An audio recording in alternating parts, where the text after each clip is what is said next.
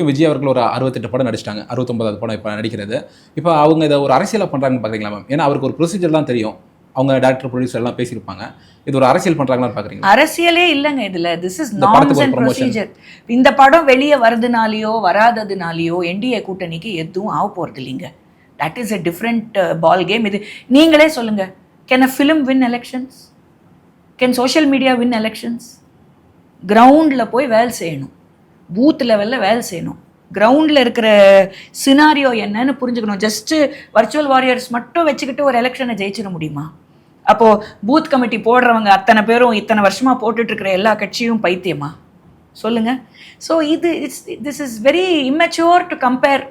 ஜனநாயகனால இது கூட்டணிக்கு வரல, அதனால இது வந்து அரசியல் சதி அப்படி ஏதாவது இருந்திருந்தா விஜய் வாய் திறந்து பேசணும். விஜய் பேசலைங்களே, அவர் டெல்லி கிளம்பி போயாச்சு சிபிஐ என்கொயரிக்கு, அவ்வளோதானுங்களே. அங்கே என்ன நடந்தது ஏதாவது information?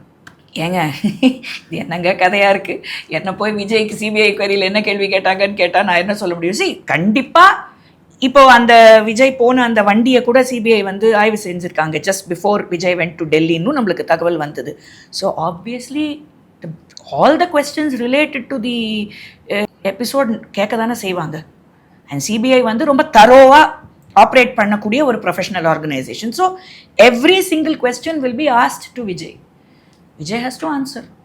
That is part of being in politics. அவ்வளோதான்.